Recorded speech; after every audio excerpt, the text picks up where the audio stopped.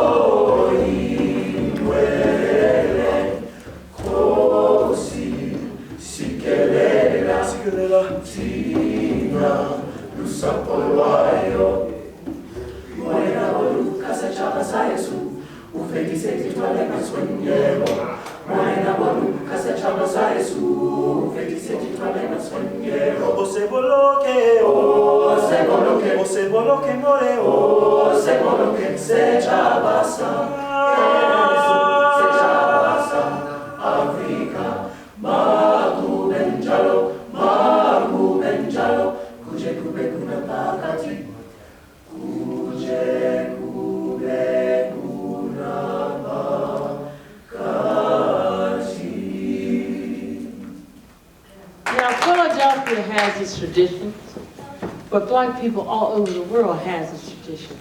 Let me tell you about a place called Umumadu. It is a small village in Nigeria. Can you say Umumadu? Umumadu. Oh, doesn't that sound good? Say it again. Umumadu. One more time. Umumadu. Yes, I love those people. I really do. Now, in Umumadu, people were for real. One thing that they like to do is have a feast. Y'all like to eat? Oh, yeah. You know Philly is good for eating and everything, but they had feasts that were wonderful.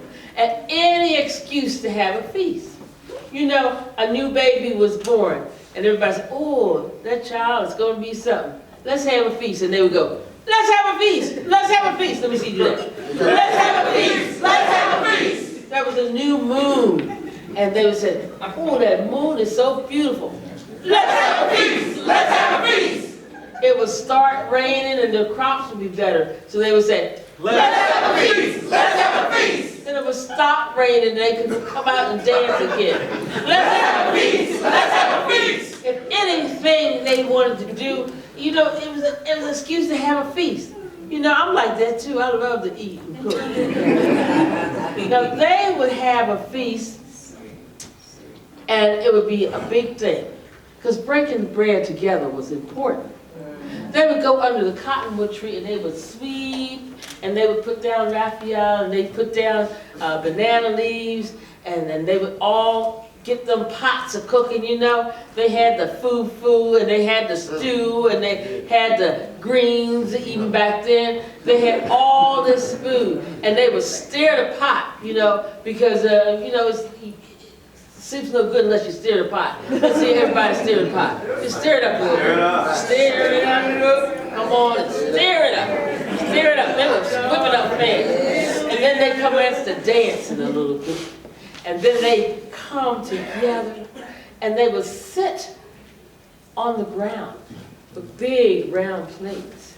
And they'd have the meat in the middle and all kinds of vegetables around.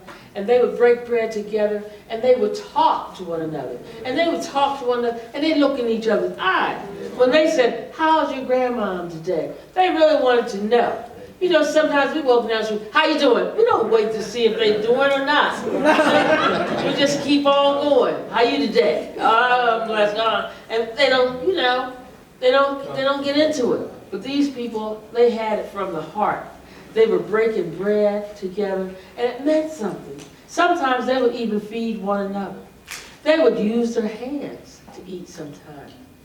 Well, one day, there came a stranger. They had strangers come to the village before, but this man was different than what they had seen or what they'd been used to, because they would feed anybody, you know. And this man, he spoke a different language, for one thing. He had hair the color of straw, and he had eyes that were marble blue and beautiful. They thought that he didn't have any skin, because they were all like little brown people like myself. And this man, they called him no skin, because, you know, like in a coloring book, he hadn't been finished yet. Yeah, so they were curious about him, and, you know, in every gathering, within every language, you know, somebody can interpret. And he was talking, and he wanted to know, it's such a nice village, why don't you have tables here? You shouldn't be eating on the ground like this is beautiful food. They said, table? What's that? You know, they were kind of an isolated village, and this was a long time ago. And so he told them about the tables, and they said, oh. And he said, I can make you one. You know, just send me 6 of your great warriors and strong men in a week, and I'll have you a table. They said, oh, wonderful, wonderful. It'll be a good time to have a feast. So, in about a week, here comes the table. Oh, it was from here to yonder. Big old beautiful table.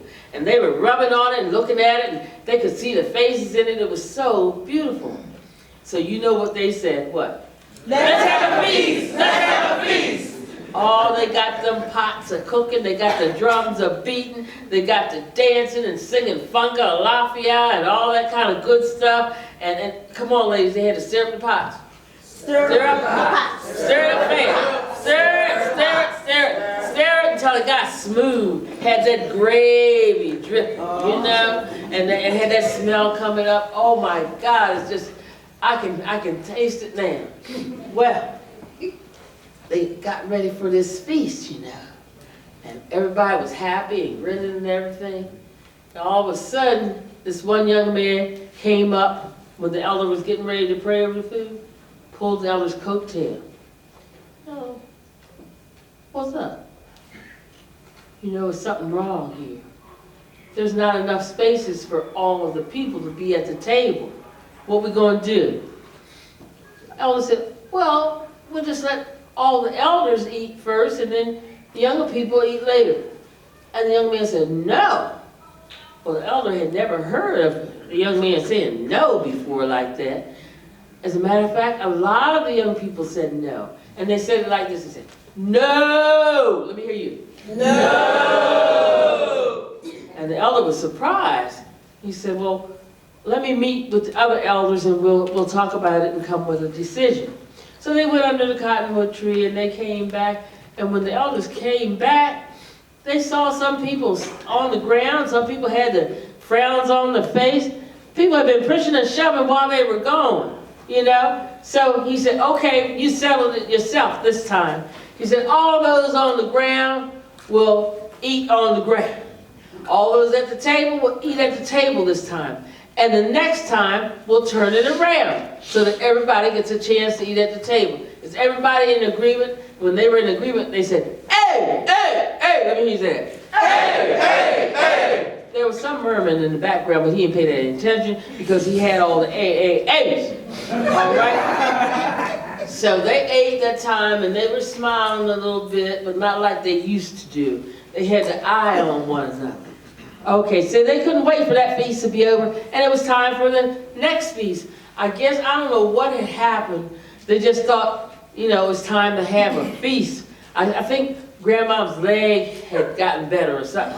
So they said, what did they say, y'all? Let's have a feast! Let's have a feast! Oh, so they had a feast, but the people that were at the table the first time, they didn't live up to the agreement. They said, I made my place at the table, my family ought to be here too. And so they had a big old argument about who should be at the table. So the elders got the straws, and everybody had to draw straws.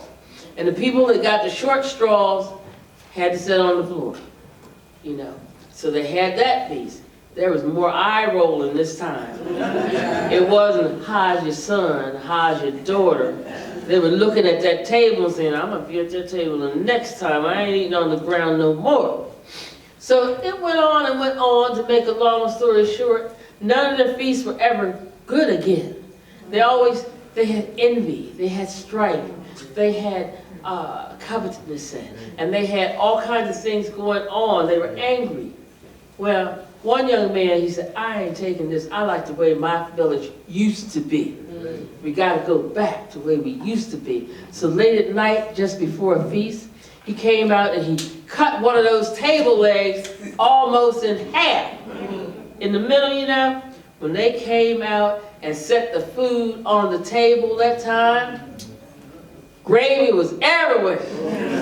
You know, potatoes and yams and cocoa yams and meat, everything just went down. And everybody blamed everybody else. They were pointing the finger. You did that. I know you just want to be at the table. I know you did this, you did that. And the elder came out.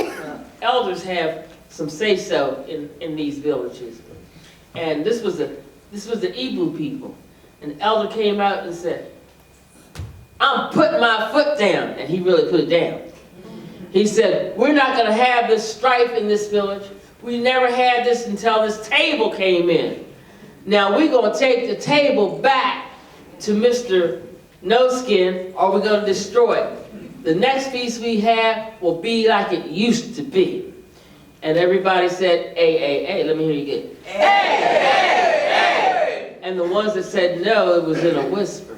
Well, they did have a feast in a couple of weeks. And everybody was kind of happy because they wanted to go back like it used to be. Seemed like the food tastes better when it's in love, you know? Yeah, everybody done stirred that pot and they talking together, you know? And they looking at each other in the eye when they, you know, when they talk. They don't have the mouth full when they talk. They're decent. But they look at each other in the eye and they talk. And they say, how good this food is. It's eaten in love. We didn't need that table in the first place. And they were just eating and having a good time. Having nice juices and nectars and everything, you know. They were just having a good time. Then all of a sudden, somebody came and pulled that elder's shirt tail again. Said, look over there. Did you see that in that corner? Look back there. Look. Well, don't you know? Some of those people had the nerve to get their own little tables. When they busted that table up, they took pieces and made their own little table. They had a taste of the good life. And so the elder said, I thought we agreed not to have any tables. And people said, hey. But some people said, no. This young man got up, he had a lot of nerve. He said, y'all may have agreed, but I ain't doing that. I'm modern, I'm educated, and I got me a table, and me and my family don't have to eat with y'all. We'll eat out here, but we gonna sit at our table. We ain't gonna do that old-timey stuff again. And some others, you know, they perked up too. And some of the people, they liked the old tradition. And, you know, I want to tell you that they settled it and everything was okay. But I tell this story so that you can have a lesson from it. They didn't settle it. They wanted to go back to the good old days. But, you know, some of us say that too. But will you really want to go back to the good old days? Were they as good as you thought they were? You look around, and the elder told them this. These are the good old days. And I'm telling you, these are the good old days. And this is what we have to remember now. These are the good old days.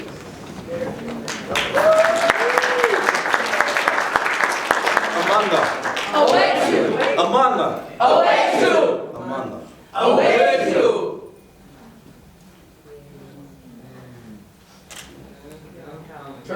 Thank you. Keep the good old days.